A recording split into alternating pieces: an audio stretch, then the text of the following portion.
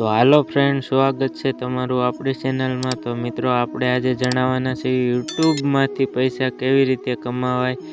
તો મિત્રો, એ જાણવા પહેલાં આપણી આ ચેનલને સબસ્ક્રાઈબ કરી દો અને આપણા વિડીયોને લાઈક કરી દો, કેમ કે આપણે આવે ને આવા પૈસા કમાવાના એપ્લિકેશનના વિડીયો લાવી છે।